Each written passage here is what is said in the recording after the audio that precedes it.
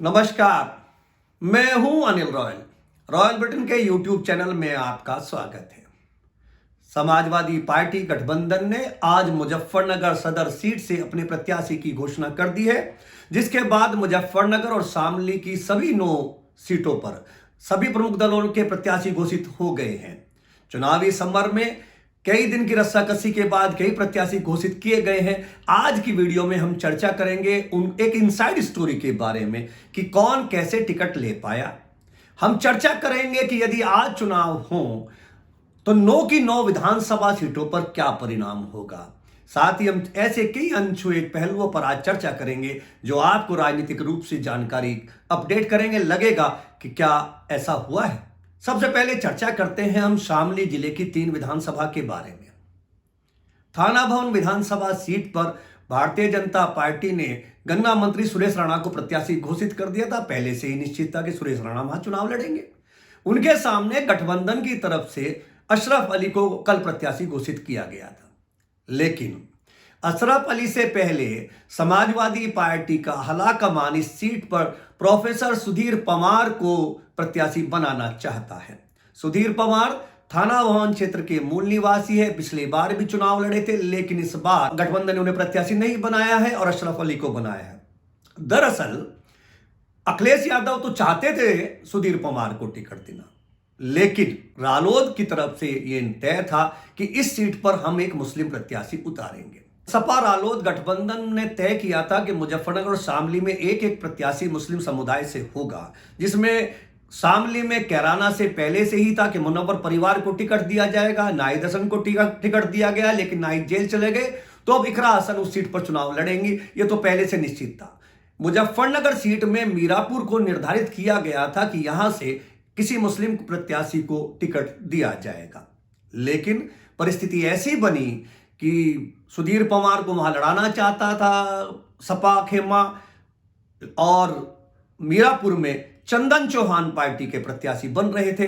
ऐसी स्थिति में अंतिम समय में निर्णय हुआ कि रालोद अपने प्रत्याशी को थाना भवन उतारेगा और समाजवादी पार्टी अपने प्रत्याशी को मीरापुर सीट पर चुनाव लड़ाएगी।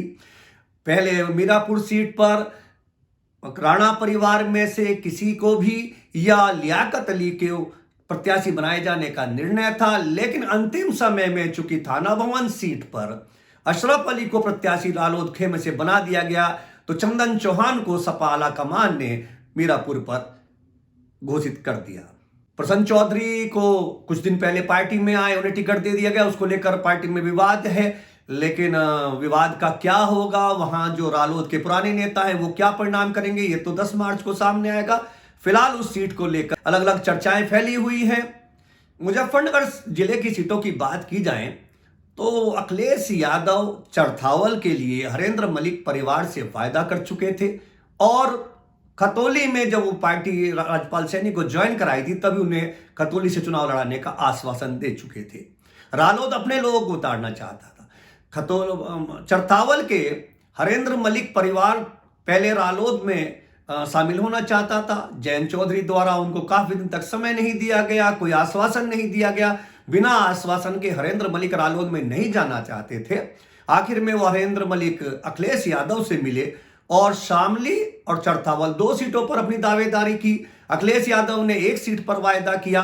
गठबंधन में शामली की सीट रालोद के खेमे में चली गई, तो अखिलेश यादव ने उनसे चरथावल का वायदा कर लिया। चरथावल का वायदा करने के बाद रालोद नहीं चाहता था कि चरथावल सीट हरेंद्र मलिक को दी जाए, उस परिवार को दी जाए, क्योंकि रालोद नूर सलीम राणा को ज्वाइनिंग जब की थी, नूर सलीम राणा ने कहा था कि हम टिकट के लिए पार्टी में आ रहे हैं, तब रालोद ने कहा था, और जयंत चौधरी चाहते भी थे कि नूर सलीम राणा को या सलमान जैदी को, जो पहले भी चुनाव लड़े, उन्हें लड़ाया जाए। लेकिन अखिलेश यादव ने कहा कि मैं चूंकि तय कर चुका हूं, वायदा कर चुका हूं, इसलिए चरथावल सीट पर उन्होंने पंकज मलिक को अपना प्रत्याशी बनाया। इसी तरह उन्होंने खतौली सीट पर राजपाल सैनी को अपना प्रत्याशी घोषित कर दिया। अब बात करते हैं बुढ़ाना विधानसभा सीट की। भारतीय किसान यूनियन की राजधानी की इस सीट पर गठबंधन ने प्राथमिक रूप से तय किया था कि उस प्रत्याशी को टिकट देंगे जिसको भाकियू के नेताओं का आशीर्वाद प्राप्त होगा, जिसके चलते भाकियू के राष्ट्रीय प्रवक्ता राकेश टिकैत से राय ली गई और उन्हें यह अधिकृत किया गया कि जिसे चाहे वो सिंबल दे दे। गठबंधन उसके लिए तैयार था। राकेश टिकैत ने वो सिंबल अपने सलाहकार धर्मेंद्र मलिक को दे दिया। धर्मेंद्र मलिक ने सिंबल निश्चित मानकर क्षेत्र में चुनाव प्रचार शुरू कर दिया। वो 3 गाड़ियों के काफिले से क्षेत्र में घूमने लगे। उनकी गाड़ियों में राकेश टिकैत के गनर भी घूम रहे थे। राकेश टिकैत के सलाहकार को टिकट मिलने की यह प्रतिक्रिया हुई कि उस क्षेत्र में चूंकि बालियान खाप का आधिपत्य है और बालियान खाप उसे अपनी राजधानी की सीट मानता है, तो बालियान खाप उस पर अड़ गया। बालियान खाप के लोग भाकियू मुख्यालय पहुंच गए और उन्होंने भाकियू के राष्ट्रीय अध्यक्ष और बालियान खाप के चौधरी नरेश टिकैत पर दबाव बनाना शुरू कर दिया। नरेश टिकैत भी राज्यपाल बालियान के पक्ष में थे। आखिरी में हंगामा इतना मचा कि राज्यपाल बालियान के लिए नरेश टिकैत को खुलकर कहना पड़ा। लखनऊ तक और दिल्ली तक जयंत चौधरी और अखिलेश यादव तक संदेश पहुंचे कि उस सीट पर राज्यपाल बालियान मजबूत दावेदार हैं। धर्मेंद्र मलिक के विरोध में प्रतिक्रिया होंगी, जिसके बाद पार्टी ने तय किया कि राज्यपाल बालियान को ही चुनाव लड़ाया जाएगा। भाजपा के लोग भी इस पर बड़ी नजर रखे हुए थे। राज्यपाल बालियान पहले भी 10 साल विधायक रहे हैं। वो इस सीट के ऐसे प्रत्याशी हैं जिन्हें गठबंधन के अलावा भाजपा समर्थित वोटों में भी सम्मानजनक स्थिति प्राप्त है, जिनको अन्य जातियों के वोट भी सुगमता से मिलेंगे, जिसके चलते भारतीय जनता पार्टी की नजर भी इस घटनाक्रम पर थी। भाजपा का एक बड़ा खेमा यह प्रयास कर रहा था कि यदि वहां से राज्यपाल बालियान को गठबंधन अपना प्रत्याशी नहीं बनाता है तो राज्यपाल बालियान को भारतीय जनता पार्टी से प्रत्याशी बना दिया जाए। लेकिन जिले की 6 विधानसभा सीटों में से रालोद खेमे में एक भी सीट ना होने के कारण आखिरी में आला कमान ने निर्णय किया और राज्यपाल बालियान रालोद के अकेले नेता हैं जिनको टिकट दिया गया। राज्यपाल बालियान उस सीट पर रालोद के सबसे प्रमुख मजबूत दावेदार हैं। मुजफ्फरनगर की सदर सीट ऐसी सीट थी जिस पर आज तक सबकी नजरें बनी हुई थी। पिछले कई दिन से चल रहा था कौन टिकट पाएगा, कौन टिकट नहीं पाएगा। पहले इस सीट पर गौरव स्वरूप को ही टिकट दिए जाने की चर्चा थी। गौरव स्वरूप 2 बार चुनाव हार चुके थे। उसके बावजूद भी अखिलेश यादव गौरव स्वरूप को इस सीट पर चुनाव लड़ाना चाहते थे, लेकिन राष्ट्रीय लोकदल के राष्ट्रीय अध्यक्ष जयंत चौधरी किसी भी दशा में गौरव के नाम पर सहमत नहीं थे। दरअसल जब पिछला लोकसभा चुनाव हुआ था और चौधरी अजीत सिंह मुजफ्फरनगर सीट से चुनाव लड़ रहे थे तो गौरव स्वरूप को उन्होंने शहर की जिम्मेदारी दी थी। बहुत मोटी रकम उन्होंने गौरव स्वरूप को शहर में चुनाव को मैनेज करने के लिए दी थी, कार्यकर्ताओं के लिए दी थी। लेकिन रालोद का आरोप है कि गौरव स्वरूप शहर में चुनाव मैनेज नहीं कर पाए, सही ढंग से कार्यकर्ताओं तक वो रुपयों का वितरण भी नहीं हो पाया और तो और सही ढंग से बूथ पर एजेंट भी गौरव स्वरूप ने नहीं बनाए। और रालोद का मानना है कि गौरव का ये लापरवाहीपूर्ण रवैया उनकी हार का मुख्य कारण बना है, क्योंकि 5-6 हजार वोटों की हार शहर में उससे ज्यादा की हार रही, मिसमैनेजमेंट की हार रही। रालोद का मानना है कि गौरव स्वरूप भारतीय जनता पार्टी के प्रत्याशी और केंद्रीय मंत्री संजीव बालियान के बहुत निकट हैं, इसलिए उन्होंने जानबूझकर शहर की सीट पर लापरवाही की, जिसका खामियाजा चौधरी अजीत सिंह को हार के रूप में भुगतना पड़ा। तो रालोद खेमा किसी भी कीमत पर इसको टिकट नहीं देना चाहता था। अब गौरव स्वरूप ना हो तो कौन हो सकता था?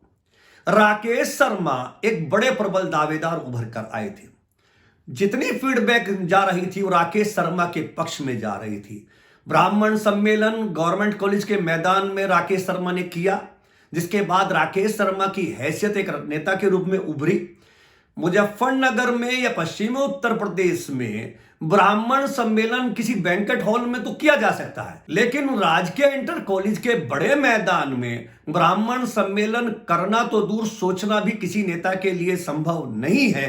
गैर भाजपा दल के। ऐसी स्थिति में राकेश शर्मा ने राजकीय इंटर कॉलेज के मैदान में ब्राह्मण सम्मेलन किया, जिसमें विधानसभा के पूर्व अध्यक्ष माता प्रसाद पांडे, अभिषेक मिश्रा, पवन पांडे जैसे नेता आए और उन सब ने देखा कि कितना अच्छा सम्मेलन रहा। जिसके बाद राकेश शर्मा का ग्राह पार्टी में उठा।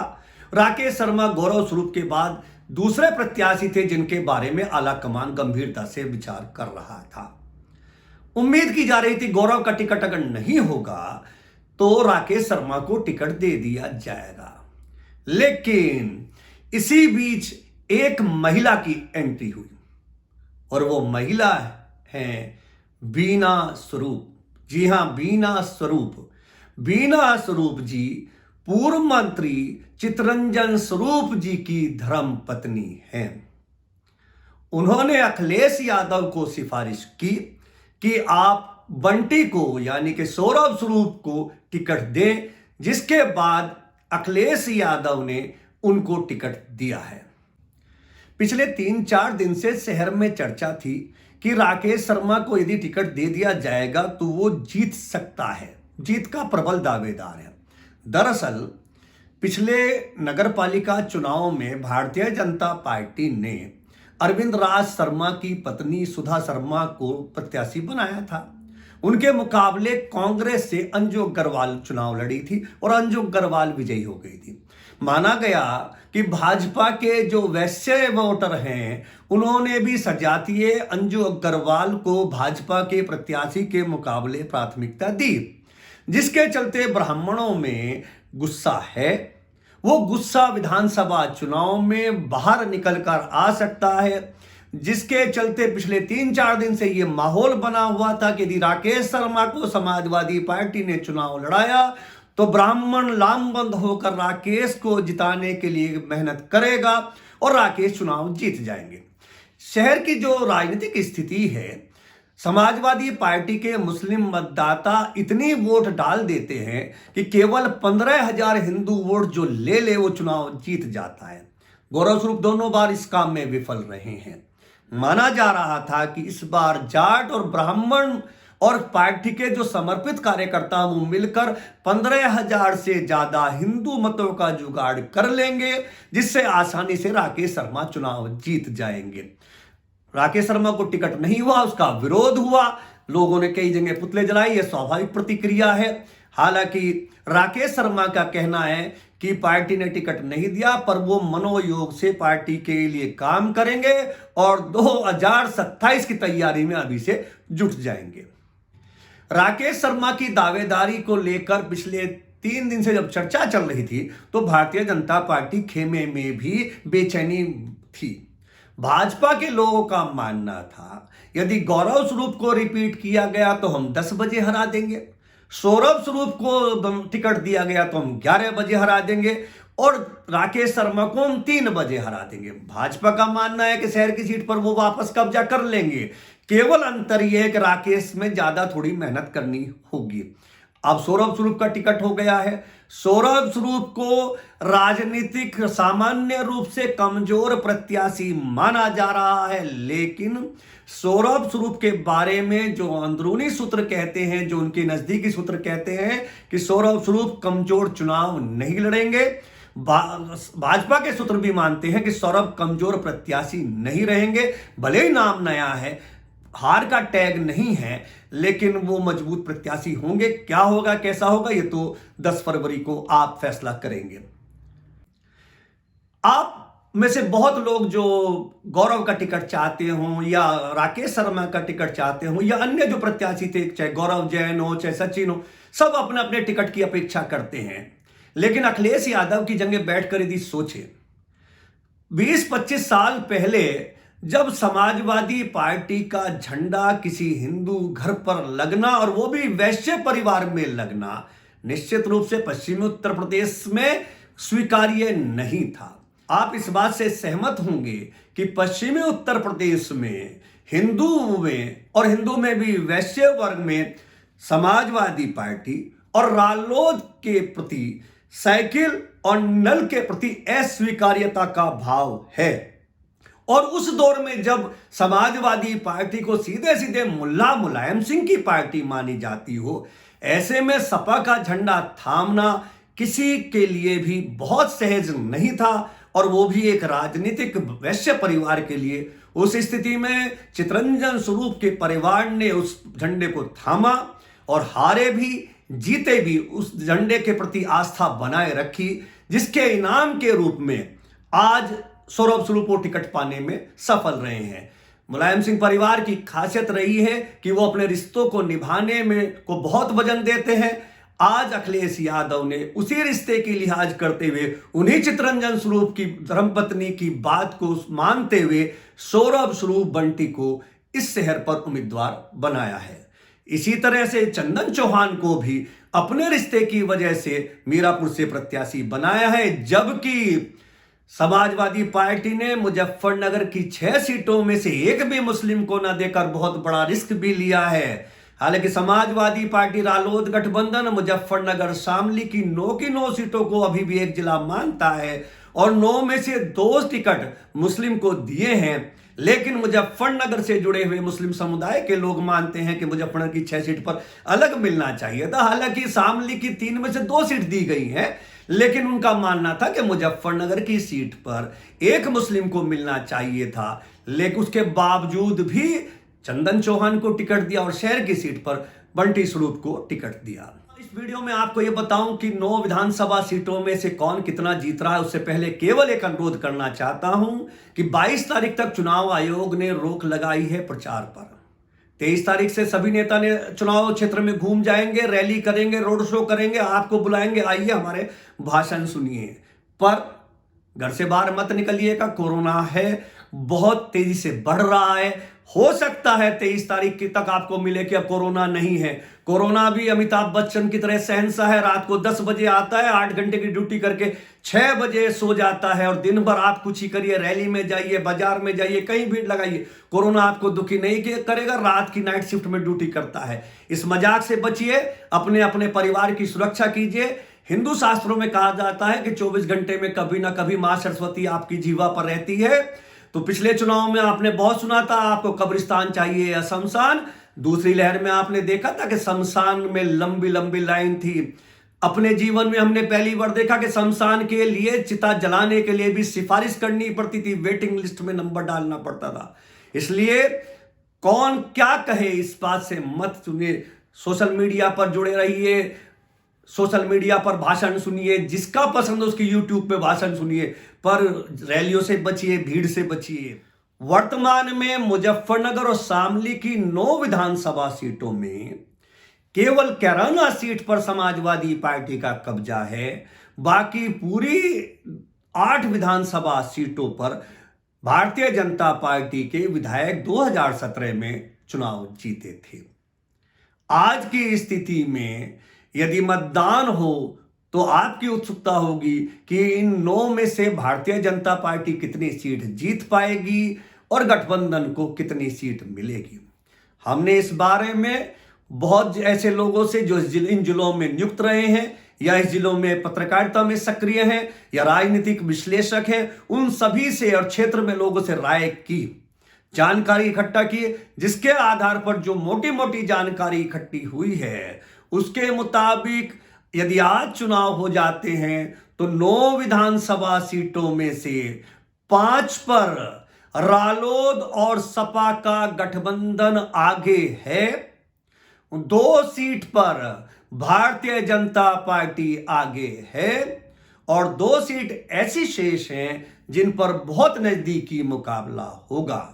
कौन कौन सी सीट पर भाजपा आगे है, किस पर गठबंधन आगे है और किस पर अभी कड़ा मुकाबला है, ये अगली वीडियो में हर विधानसभा के बारे में विस्तार से बताएंगे। और ये भी बताएंगे कि आज की तारीख में दोनों दल, दोनों घटक बार बार ये दावा कर रहे हैं मुझे 300 सीट मिलेंगी या 400 मिलेंगी, लेकिन जो गोपनीय रिपोर्ट शासन प्रशासन के पास है, आला कमान के पास है, उसके मुताबिक दोनों ही दल 403 विधानसभा में बहुमत के लिए आवश्यक 202 की संख्या भी पार नहीं कर पा रहे हैं। जी हां, दोनों ही घटक दल आज की स्थिति में 202 के जादुई आंकड़े को भी पार नहीं कर पा रहे हैं। भारतीय जनता पार्टी थोड़ा आगे है, लेकिन समाजवादी पार्टी इतना भी पीछे नहीं है कि 10 फरवरी से लेकर 7 मार्च तक जब मतदान हो तो परिस्थितियां न बदल सके।